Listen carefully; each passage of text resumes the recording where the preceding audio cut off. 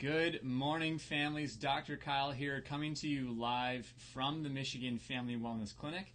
Thanks so much for joining us this morning on our Thursday morning weekly Facebook Live webinars. We have got a great webinar lined up for you guys all about the functional neurology and real food nutrition. So leveraging the principles of neurology specifically to advance, elevate, improve our digestion, our assimilation of those nutrients, our utilization of those nutrients, and the removal of them as well. So I want to thank you for joining us this morning. We're going to kind of give some moments here for people to jump on, and we're also going to start an Instagram live feed, but we're just going to check our audio, check our video, make sure everything's going well, and then we'll go ahead and get started for today's empowering webinar. So thanks again. Just give us a few moments here. And also, I will say this, tell us where you're from, give us a hello, go ahead, post any comments in this video below if you have any questions. That's what makes these so powerful, are those real life applications, making it most relevant to you guys as possible. So just give us a second here, and let us know if you have any issues with the audio, if you can hear me okay, if everything's going okay on your end as well. So brilliant. Let me start the Instagram live feed here.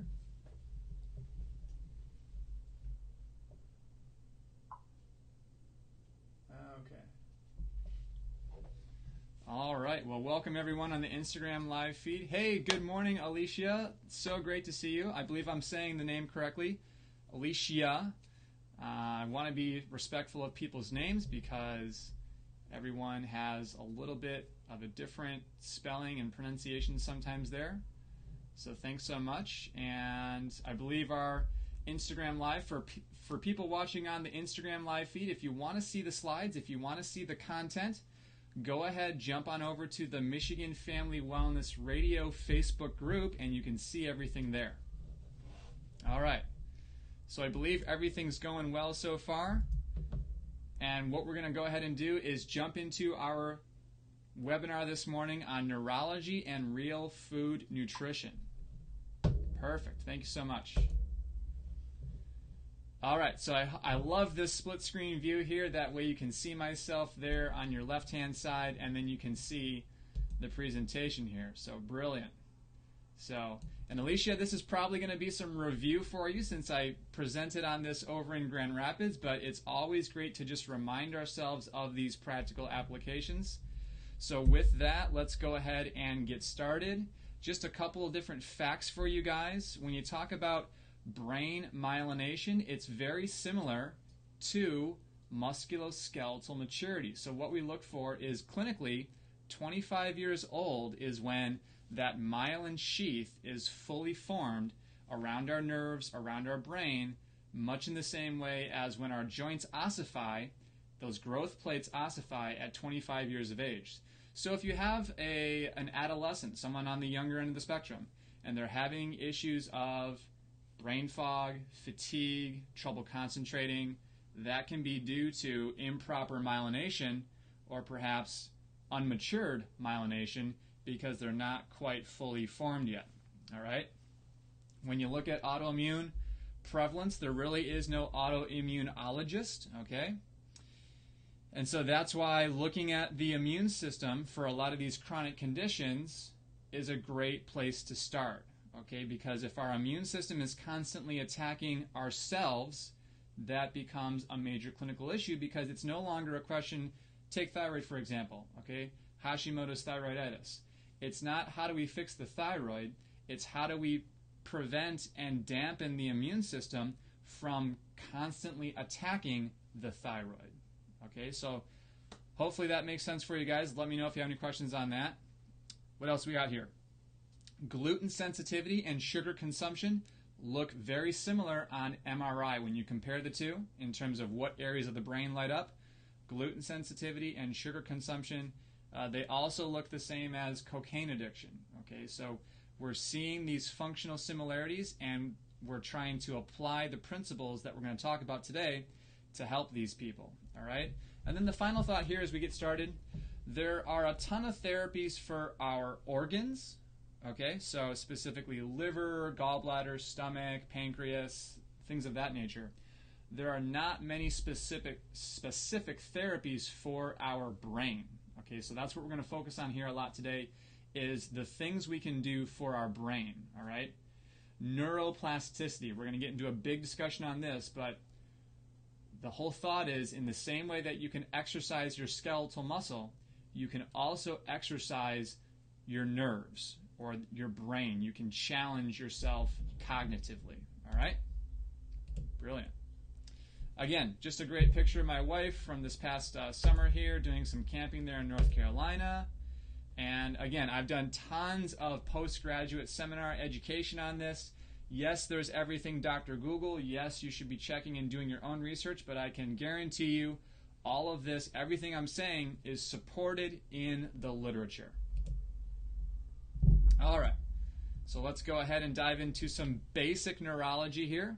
This is why I love being a chiropractor, is because when we do those artful spinal adjustments on that individual, on that person, we are affecting the brain chemistry. We're changing the way the brain works, okay? We know that all of our cortical inputs from our tissues go to our spine. All of those inputs from the spine go up to our brain. So when we look at how do we improve brain function, specifically vagal tone and things like that, chiropractic adjustments are like an of course type of thing. It's like, why wouldn't you? Like, absolutely, like, you need to be getting good artful chiropractic adjustments as a component of your overall brain health if you happen to be having some of these chronic issues like we've been talking about. All right? Cervical and occipital adjustments affect vagal nerve function and tone. Okay? Lumbar and sacral adjustments will activate the plexus of nerves that innervate the gut. Okay? So all of this is about vagal tone, the vagus nerve. So let me back up even further. Okay? There are 12 cranial nerves. Okay? Number 10 is the vagus nerve. The vagus nerve innervates our entire gut. All right? So we want to improve vagal tone. The thing is, we're so stressed out, we're so constantly sympathetically driven, all of that decreases vagal tone. So if you want to increase vagal tone, you can definitely decrease the sympathetics. So all of the epigenetics things, live a stress-free lifestyle, really be mindful of what you're eating, how you're eating, when you're eating, all those things. But you can also increase the parasympathetic tone, okay, the vagus nerve. And that's where those neck adjustments come in. That's where those low back adjustments come in, okay? The other thing I look at too, especially when I'm doing a clinical exam for someone that's having a lot of acid reflux, for people that are having constipation issues, we're always looking at the relationship of the organs and how those play into peristalsis, how those play into the movement of our gut, okay? And our breathing as well, all right? So hiatal hernias, when the stomach is actually herniated up through the diaphragm a little bit, that can affect breathing. That can also affect, again, vagal tone, all right? Because everything is passing through there to go to the gut, all right? And also, what is breathing? Breathing is a parasympathetic function. So if you can't calm yourself, if you can't take a deep breath, you're not going to go into a state of parasympathetic tone, all right? The ileocecal valve dysfunction, so if I were to back up here, if you guys can see this, all right, our gut motility goes in a, what would that be? I guess a counterclockwise motion, if you're from your perspective, okay? So it's going from the lower right up and over and down to the lower left side of our gut, of our abdominal area, okay? Right on that lower right quadrant is called the ileocecal valve. That's the junction between the small intestine and the large intestine, right down there just above the appendix, okay? So when that valve is stuck in an open position, all right, or when that valve is stuck in a closed position, it's not opening, all right, that's a clinical issue, and that's what we identify with applied kinesiology and muscle testing, and then make those corrections to that valve, okay? Because if it's stuck open, people often get a condition called SIBO or SIBO, small intestinal bacterial overgrowth. All right? Our gut microbiome is supposed to stay in our large intestine. It's not supposed to seep into our small intestine. Okay? The diversity, the proliferation of our microbes is a good thing, but we want it in the right place. And so that's where it goes into our large intestine. All right? If it's going back into our small intestine, that's not a good thing. So we have to make sure that valve is opening and closing properly. All right? The other thing there too is if that valve is stuck closed, then our food's not moving through our gut via peristalsis, via our parasympathetic tone. All right? So there are techniques that we use to gently and slowly and conservatively encourage that valve to open. Again, along with the neurology, the adjustments, all those things. Valves of Houston, now we're getting really fancy. Those are the valves on the left side. So in the same way that the ileocecal valve can dysfunction, so can the valves of Houston also dysfunction as well. We also have valves and sphincters, the sphincter of Oddi, right where the pancreas, let's see if we can identify it there. If you can look at your screen, here's the pancreas, here's the liver, here's the gallbladder. All right, we have the cystic duct, the common bile duct, and then we have the junction right here between the pancreas and the small intestine, or the jejunum, if you will, is the sphincter of Oddi, all right? And that opening is called the ampulla of Vater, all right? So that's where our bile is interfacing with our fatty foods that we eat, okay? Along with a lot of our pancreatic enzymes as well from the pancreas, okay? And then, of course, we have 3 diaphragms in the whole body, okay? So if you remember your anatomy, of course, we have the respiratory diaphragm, we also have the cranial diaphragm, and the pelvic diaphragm. So especially we want to make sure that all 3 diaphragms are functioning and moving and breathing and respirating properly, okay?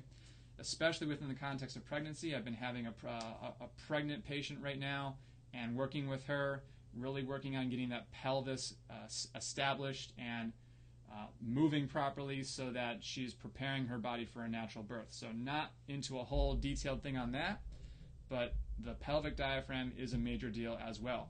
Again, more context for you just to really illustrate this point. This is a neurological relationship. We have our brain, we have our spinal cord, and we have all the innervations to our organs and glands, okay? So that's why the chiropractic adjustments are so effective at helping people heal naturally, all right? Again, more illustration of the same point, now focusing in on the vagus nerve, okay? So it's all about the vagus nerve. Now, that being said, yes, we do eat with our eyes. It's important to do everything slowly when it comes to our meals, right? We want to look at the food. We want to send those signals to our brain. We want to start salivating. We want to chewing, okay? So we have all of our facial nerves are involved, even our olfactory nerve, cranial nerve 1, okay? This goes into the neurology of digestion, all right? How's it going? Good morning, Becca. Great to see you this morning. So again, all of this vagus nerve is innervating our gut here. So that's why we look at what can we do to improve vagal tone to improve the functioning of our gut. All right. So this is a great exercise for us to look at clinically. When we look at cadavers, when we look at brains that have been, dissected and dissected, all right, we can make certain assumptions based on our knowledge of how the brain, different areas of the brain and what they do, okay? So as you can see, this left side, okay, if this is the front, this is the back. This left side of the brain is doing pretty good, all right? This right side of the brain, especially in this parietal lobe area, is showing some degeneration, okay? So what do we know about the parietal lobe, all right? That has a lot to do with our motor function, with our proprioception, with where we are in space. So it would be plausible to infer that this person probably had some issues with their balance, probably had some issues with their motor control, okay? So then we can extrapolate and we can make clinical recommendations for how to improve brain function for someone like this, all right? So this is what we do as clinicians, is we study and we learn about the brain neurology so that we can help you guys. What are the 3 things that every person's brain needs when it comes to their neurons? Okay, oxygen, glucose, and stimulation. All right. One of the major focuses for this presentation is the stimulation. How can we fire and stimulate our vagus nerve? All right. Now I do have ketones up there as well. Okay, that's almost a whole nother presentation, which we can get into. But our brain does run on sugar. Okay, it's made of fat. Your brain is a bunch of fat, right? So you have to eat fat to have a healthy brain. But our brain fundamentally burns glucose. All right, now it can also burn ketones, but like I said, that's a whole nother discussion that we don't really have time to get into today. But ketosis is also something that's very healthy for our brains. Moving on up, we also need oxygen. Okay, so the delivery of nitric oxide, the delivery of oxygen to our brains, very, very important. Okay, now this chart is showing the progression of cognitive neurodegeneration. All right, when you're down here in your Alzheimer's and your Parkinson's, it's never too late. I'll say that. There's always things that you can do. All right, palliative care is so powerful, even if you're helping that person experience a better quality of life. That being said, there is so much that we can do for these people in these early stages to prevent getting down here. All right, so that's why I'm so passionate about this work. That is why we're doing these webinars, is because we want to prevent from people getting to the last 10 years, the last parts of their life. You know, when you're showing signs of forgetting names, forgetting places, forgetting phone numbers, not knowing how you got someplace, but you're only in your 40s or sometimes even in your 30s, that's early onset neurodegeneration, and there's so much we can do to prevent getting into a Alzheimer's or a Parkinson's type state, you know, before you're 40 or 50. So that's why we're doing these presentations. Good. All right, more diagrams of the brain. I encourage you guys, if you're interested in this, look these up. You know, Google Images is a great place to start. Get familiar with where different parts of the brain are, what they do, what their function is. That'll just empower you even more to learn why these therapies that we'll talk about are so effective. All right? Again, more of the same. We have our frontal lobe. A lot of this is related to frontal lobe dysfunction, okay? Especially that sensation of going to the bathroom. Okay, we talk about this a lot. I'll have patients tell me, I feel the urge to go. Okay, so you have to go number 2, but then when I get to the restroom, it's kind of an underwhelming result, all right? That's a brain-gut axis dysfunction, okay? That sensation of having to go comes from our frontal lobe, all right? So, hey, good morning, Kevin. Great to see you. Glad you're joining up here with us. Hope you find this valuable and interesting. So again, when we have that sensation to go number 2, that's coming. That's the frontal lobe signal, all right? So we want to be able to balance the proportion between, okay, I got to really go, and then actually moving that stool through our bodies, all right? This is a great photo here of the dural venous sinuses. Had to memorize all this for graduate school. Love this stuff. This shows the flow almost of the cerebrospinal fluid. You've heard of CSF, all right? And this is what we can affect, especially with that cranial diaphragm we talked about earlier, and a lot of the cranial adjustments that we do in the office for people that have had traumatic brain injury, for people that have been in car accidents, football players. Gosh, if you've ever really hit your head, knowing the anatomy, knowing how these bones move, especially within the context of respiration, can be very powerful for encouraging the healing of these parts of the brain. Okay, because think of it this way. You've got the peanut, you've got the shell, all right? The two have to fit, all right? If the shell is not formed well to the peanut, it's going to stress the peanut, all right? So the peanut has to be able to move and groove, for lack of a better way to say it, and be stimulated. But if it's constantly having a pressure or a stress on it, we call that dural tension, that can affect its performance. That can affect its healing, all right? So again, one of the reasons why I love chiropractic is because I'm not really doing anything, okay? I'm using my hands to help that person's body heal themselves. Because once you remove the interference, then the body can start to heal itself. All right? So I'm just helping that person get out of their own way so that they can do the healing on their own. All right, moving on through here. Let's talk more about the Ponto medullary reticular formation. All right, so this is really, really cool. For your context here, let me see if I can turn to the side. All right, you've got your brain here. All right, your cortex. You've got your spinal cord in your spine, and then you've got your brain stem, which is the junction between your brain and your spinal cord. All right, so that's what we're looking at here. 90% of the brain's output goes through what's called the pons, okay? And that's where the vagal motor nuclei lives, is the pons, all right?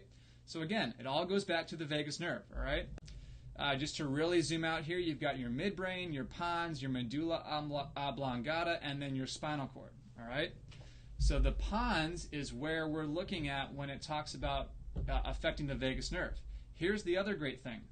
When you get those upper cervical adjustments to your spine, guess where that C1 vertebra sits, all right, where it's located? It's located right here at the top of the spinal cord, all right, which is very close to the pons. So geographically speaking, that's how we're affecting vagal nerve tone, by improving the motion of that upper cervical segment. All right? Hope that resonates with you guys. Hope that's tracking, making sense. You know, we do have a ton of videos here. I don't have the time to play all these videos, but I do want you to Google them, watch them on your own YouTube there. That one is Stress. It's a TED Talk. How Stress Affects Your Brain. So just you can YouTube TED Talks, How Stress Affects Your Brain. Very, very good video there. Like I said, don't have the 5 minutes to really go into all of it there. Okay, we're going to have to split this up into several parts here because we just have so much to cover and not enough time to cover it all. But let's talk more about that motility that we were talking about, okay? When I say motility, I'm talking about peristalsis, all right? The movement of our food through our gut, okay? So I'm always asking this clinical question with a case. Does this person have a motility issue? Are they moving their bowels? Okay? Because if we have undigested food that's fermenting, that's just staying in the gut and not moving, that's leading to inflammation, which can cause bacterial overgrowths, yeast infections, low stomach acid or hypochlorhydria, and can cause and create a parasitic environment. Okay, so again, the fancy term here is peristalsis. All right. Motility. When you look at the neurology of motility, it is a brain-based issue. Okay, so how do you move your food? That disproportionate sensation of needing to go and actually going, constipation. Here's another thing. When you look at neurotransmitters, okay, what are the big four? You've got acetylcholine, you've got serotonin, you've got dopamine, and GABA. Okay, gamma aminobutyric acid. All right. So caffeine stimulates the acetylcholine receptors in our colon and in our gut. Okay. So if someone always has to have a cup of coffee in order to move their bowels, that's an acetylcholine issue. All right. We can address that. We can fix that. All right. Magnesium is another big laxative that's out there. People that drink milk of magnesia to help move their bowels. Again, it's better than nothing, but it's always asking the question, do we have a magnesium deficiency? Why do we have to use that magnesium in the first place? All right? Or an herbal laxative, the people that drink the senna teas, the organic teas, to have those bowel movements. All right? The big point here, guys, is that motility is neurogenic. It is a brain neurology issue, okay? So, I use nutritional medicine here in the practice. I highly advocate for the medicines, for the nutrients, for the supplements. All of those things are great, but you have to understand supplements alone will not fix neurogenic brain-gut axis dysfunction, all right? It's kind of like with diet and exercise, all right? Yes, you have to eat right. Yes, you have to have a good diet. Yes, you have to watch what you put in your mouth, all right? But you also need to move. You also need to exercise. You can't be a couch potato, okay?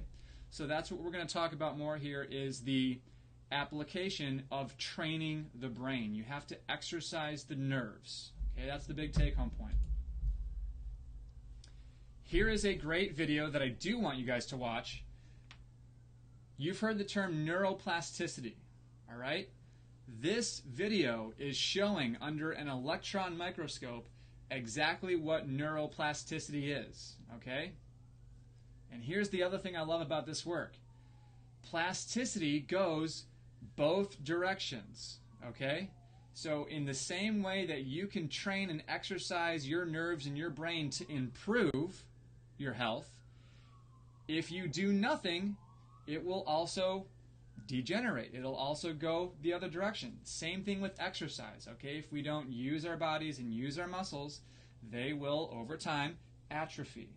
But if we condition ourselves, if we train, if we exercise, then they will work for us. Okay, so once again, let me see if I can play this for you again. Brilliant.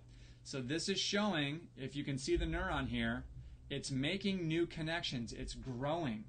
All right? This is brilliant. If that doesn't get you excited, I mean, this is really cool. Okay, so again, just to summarize the points that we just made there, plasticity goes both ways. Another fancy term for this is mitochondrial biogenesis. All right? Here's the other really mind-blowing point. Plasticity, okay, that video that we just saw, that doesn't happen alone with just taking supplements, okay? I just can't take huperzine to fix my acetylcholine receptors and achieve neuroplasticity, all right? The only way that you fire and signal neuroplasticity is by actually doing the exercises that we're going to talk about, all right? So I hope we're tracking. I hope we're kind of making sense here for everyone. Other brain-based signals, okay, so stomach acid, the production of our stomach acid, brain-based signal. The release of pancreatic enzymes begins in the brain. The release of bile from the gallbladder and the signals to produce bile, or to make bile in the gallbladder, okay, or I'm sorry, make bile in the liver and store it in the gallbladder, brain-based signals, okay? And then, of course, motility, like we mentioned, it all starts in the brain, all right? So, clinically, what do we do? So let's just kind of summarize everything here and then kind of see if we have any questions, and then we'll go ahead and kind of wrap things up for this morning. But we always start with a thorough history, all right? We're looking at lifestyle, we're looking at exercise, sleep, stress, number of movements per day. All of those things are clinically relevant, okay? These are the things that medical doctors are maybe not looking at, all right? So we want to do the different things because we're all about the natural approach. In terms of physical exam, we're looking at the uvula arch test, which is a cranial nerve challenge. We're going to auscultate those bowel sounds. I recently had a patient where we were struggling to actually hear those bowel sounds, all right? So we're going to actually take a stethoscope and put it on the person's belly and listen for those gurgles, all right? And then we're going to look at our gag reflex, all right? Do we have a gag reflex or do we not have a gag reflex? Because that is a cranial nerve 10 reflex, okay? And then, of course, checking for spinal subluxations, all right? To leave you guys this morning with the final thought, if you want to start firing and exercising your vagus nerve, I want you guys to start humming and gargling with water, okay? Those are two great places to start. The gag reflex is a little bit more intense. You know, some patients are like, you want me to gag myself? I'm like, yes, I want you to gag yourself, all right? Not right after you've had a meal, okay? I don't want you to revisit your meal. But that signal of the gag reflex, of the humming, of the singing, of the gargling especially, it's so good for our vagus nerve. And again, we have to do it more than once before we write it off and saying, oh, this is not working. All right, you have to do this for a long time. We're talking weeks and months to really get the benefits, all right? It's like saying to the person who wants to just exercise once for 20 minutes and they want to lose 20 pounds. Well, you're probably not going to lose 20 pounds if you exercise once for 20 minutes. You have to exercise for a long time at a high intensity, you know, if you want to have those kinds of results. All right, same thing here. All right. Well, thanks so much, everyone. I really appreciate your time this morning. We've been going for a good 30 minutes here, which I find is a great place to just kind of table things, to take a break. We're going to pick this back up next Thursday and work our way through here, this functional neurology and these clinical applications for real food nutrition, okay? We've kind of just touched the surface on everything that we want to talk about, but we have so much to go over, and we only have so much here on these Thursday mornings. So I encourage you guys, if you haven't already done so, check us out with for your iPhone, for your Android device, the Michigan Family Wellness Podcast is a great place to learn more information, and you can view the entire audio online library there. And then I highly invite you guys to sync back up with us next Thursday as we continue to progress through this information, through this content that is just so powerful for so many people and that we're so passionate about, because we believe in creating happy, healthy, thriving families.